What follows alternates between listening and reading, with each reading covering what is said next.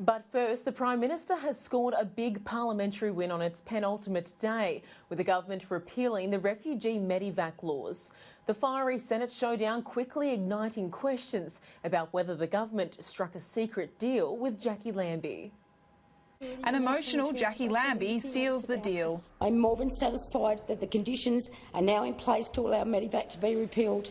The make-or-break crossbencher falling the government's way on the second last sitting day of the year. Ayes 37, noes 35. The contentious laws gave doctors a greater say in the medical transfer of refugees and have been the subject of year-long division and debate. I'm pleased that she has enabled us to shut the door that Labor sought to prise open. Since his election win, the Prime Minister pushed for its repeal, and when his Senate leader rose to his feet at the start of the day, it appeared the coalition had got their way. We believe it's in the national interest for this legislation to come to a vote. A Senate surprise and a sure sign the government had secured the support of the Tasmanian Independent. What is the secret deal? A deal between the Morrison government and Senator Lambie. But Minister Cormann insists there is no secret deal.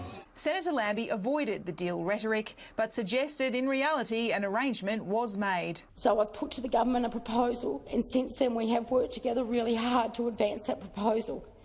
We've worked to an outcome I believe we both want. Her opponents pointing to the Senator's suggestion on just Sunday that a deal was a requirement of repeal.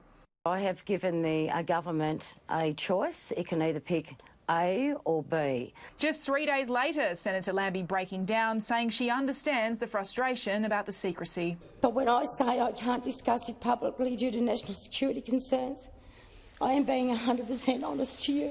Who's lying, Minister Cormann? Are you lying or is Senator Lambie lying? It's the deal that dare not speak its name. The Prime Minister insists there's no quid pro quo. The only undertaking we have given is to implement our policies. Our policy hasn't changed.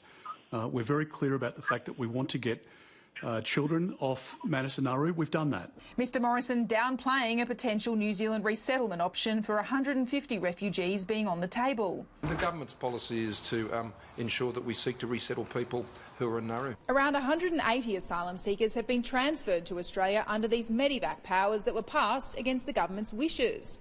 The vast majority of those remain here in Australia, but for the nearly 450 asylum seekers who remain offshore, that pathway has now been closed.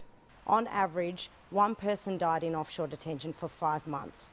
That ended when the medevac bill was passed. We are desperately scared for what will happen next. For the government, the repeal is a big legislative win after a messy final sitting fortnight. A political gift as it heads into the Christmas break. And wish everyone a very Merry Christmas. Trudy McIntosh, Sky News, Canberra.